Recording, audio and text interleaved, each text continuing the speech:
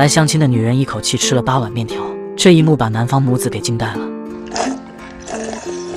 闺女，你慢点吃，还有呢。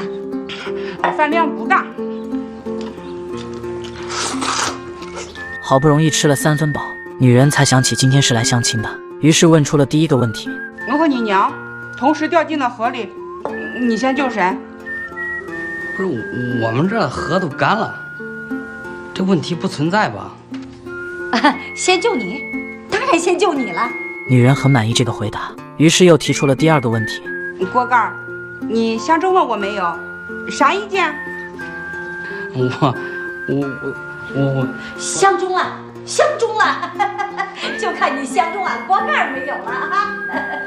看他那样，我可真是鲜花插到了牛粪上。女人说自己从不注重外表，只要男人有本事就行。锅盖赶忙说自己主业是养猪，副业是做影视解说，每天有好几百万粉丝等更新，绝对能让他过上好日子。结果一听这话，女人立刻飘了，张口就要30万彩礼，还必须得在城里买套房子。这农村好好的，在县城买什么房啊？现在谁还住农村？锅盖的母亲急着抱孙子，于是没多想就赶紧答应了下来。其他的还有没有了？哦，还有一条。哎呀，你说啥我都答应你，可不管养活老人。这下小锅盖立马不淡定了，他父亲死得早，母亲将他拉扯大很不容易，所以这条件绝对不能同意。可母亲却一心只想着让儿子能有个老婆，哪怕自己以后饿死也无所谓，所以他训斥了锅盖几句，卑微地同意了这个无理的条件。女人心里顿时乐开了花，从未体验过这种被百依百顺的感觉，于是赶紧又提了无数个夸张离谱的条件，甚至还要让他签一个比卖身还要夸张的合同，几乎要将锅盖的家产全都转移给娘家人。锅盖憨厚老实，但是不傻，于是赶紧说道：签什么签？俺一辈子不娶媳妇儿，我也不会娶她。好，你以后可别后悔。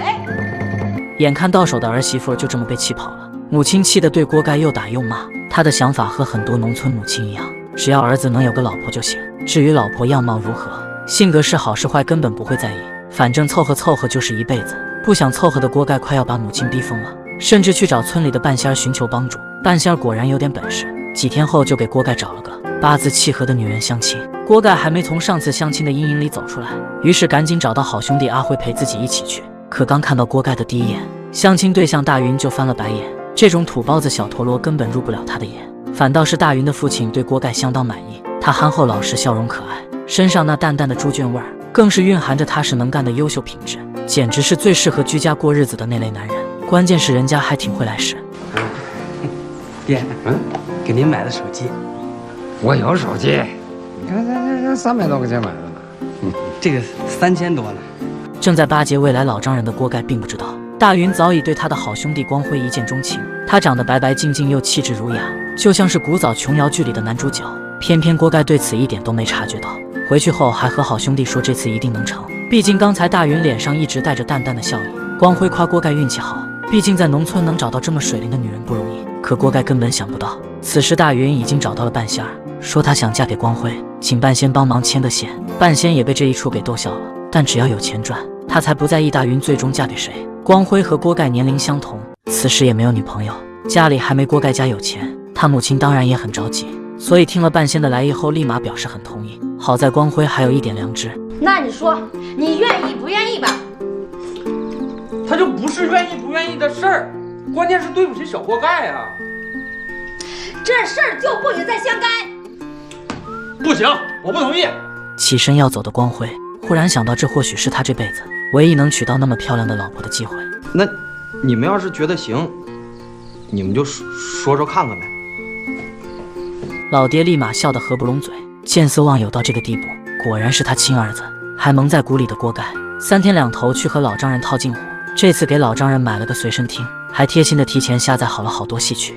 老丈人笑得合不拢嘴，但也提醒锅盖别天天带着大云出去乱跑，毕竟两人还没结婚呢，会被村里人说闲话。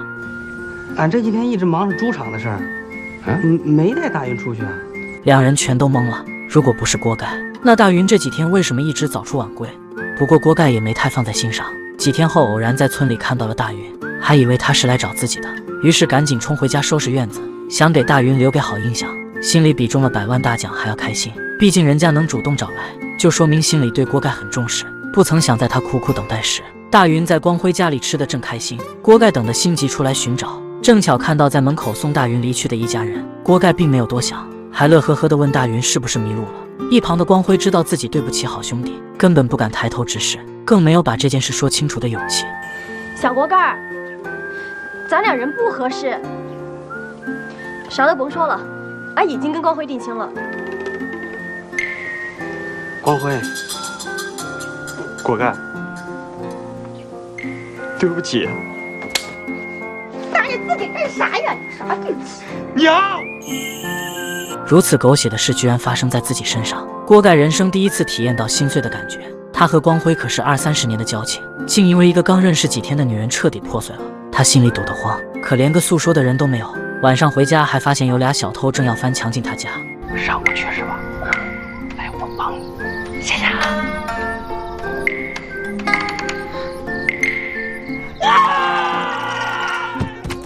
锅盖没责骂没报警，反而还给两人拿了1万块钱，想着他俩一定是生活上遇到了难处，可这举动却让俩小偷有些不会了。你什么意思？我没啥意思，我就希望你们拿这个钱能干点正经事儿。锅盖就是这么一个善良又热心的人，而且因为勤劳踏实，其实家底在村里算得上数1数2。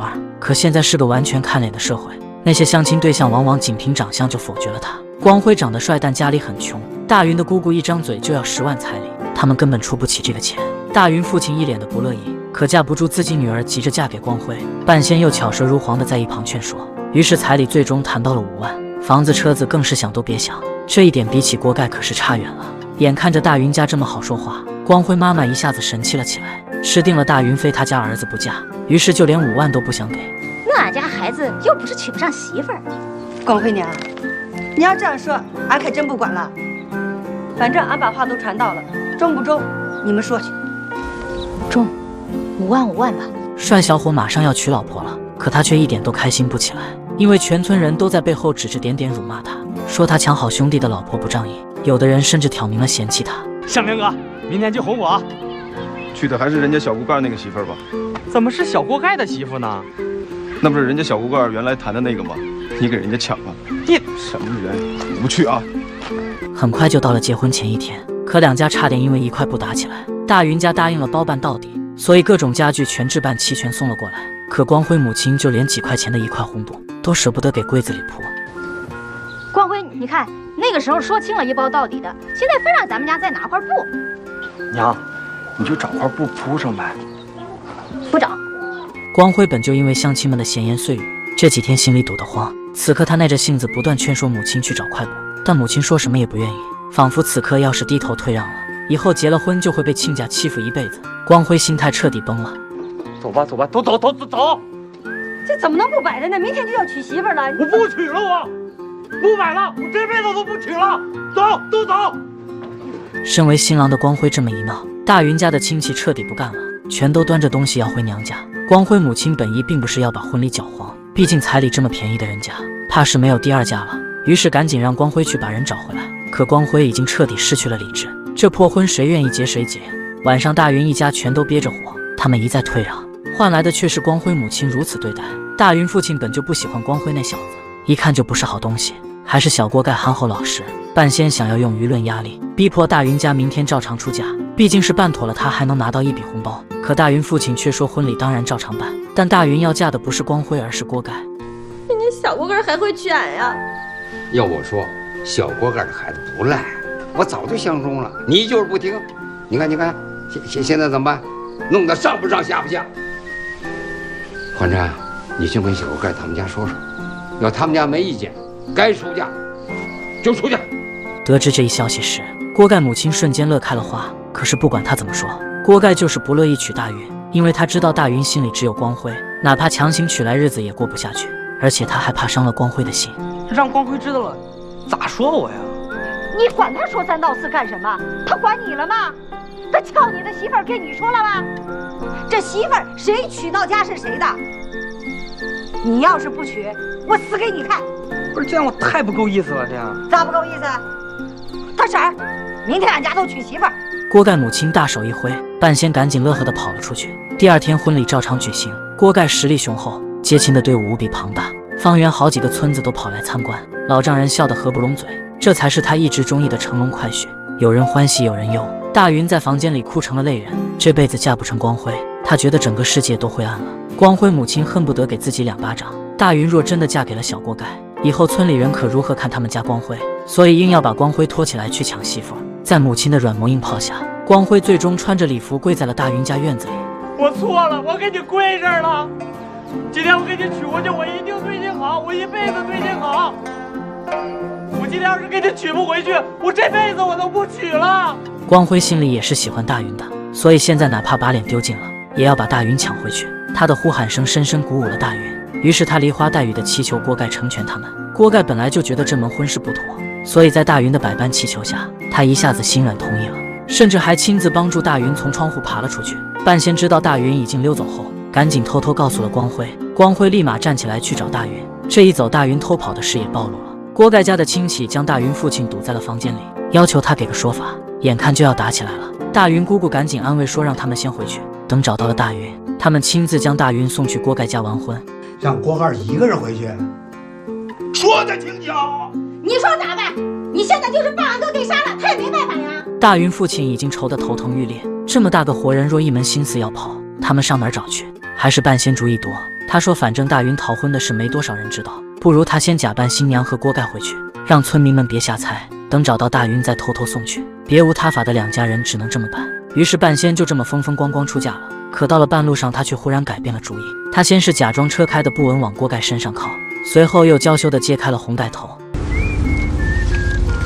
锅盖，你看我漂亮吗？婶子，你咋把盖头给揭了？你赶紧盖上，你盖上，快！锅盖啊，正好我也是单身，我就比你大10几岁，俺也不赖呀，咱俩就一起过吧。我喜欢你，我一直都喜欢你。不是，婶子，停车！锅盖吓得一口气跑了个马拉松，可半仙儿一直紧紧跟随，这辈子没遇到过这么吓人的事。大白天的上演了一出倩女幽魂。虽然说半仙儿也的确风韵犹存，但锅盖却过不了心里这一关。半仙儿对锅盖可是满意至极，他年轻力壮又家财万贯，他惦记锅盖儿可不是1天2天了。这次好不容易上了他的婚车，说什么也不能让他跑了。锅盖心里好苦，坐着休息的时候忍不住哭了起来。他甚至觉得这辈子也就这样了，人间不值得，不如直接重开。好在一个漂亮的小姑娘正巧路过，赶紧过来劝她别冲动。经过交谈才知道这是大云的妹妹二云，不仅人长得漂亮，还是村里唯一的女大学生，现在在深圳工作。这次是专门回来参加姐姐的婚礼的，却没想到居然遇到了这么狗血的事。她一回家就质问父亲，可父亲也是满肚子委屈。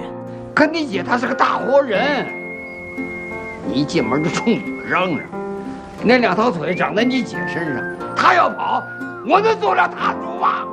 一连好几天大云都没回来，锅盖母亲急火攻心病倒了。善良的二云自知是自己家理亏，于是隔3差5的去照顾锅盖母亲。这一来二去间，他和锅盖也越来越熟悉。他的淳朴善良、成熟稳重，深深打动了二云的心。一段时间后，竟让他萌生了要嫁给锅盖的想法。二云父亲起初还不乐意，毕竟二云说什么也是大学生，在深圳还有一份不错的工作，怎么能跑回农场来陪锅盖养猪？可二云和大云的脾气一样倔，铁了心的要嫁给锅盖，父亲也就同意了。二云当天就去和锅盖表了白，只是锅盖并没有感觉到很开心。我知道你是在同情啊，我就问你一句，你相不相得中我？那肯定相中啊。那我配得上你吗？关键是俺配不上你。那行了，那你就别管了。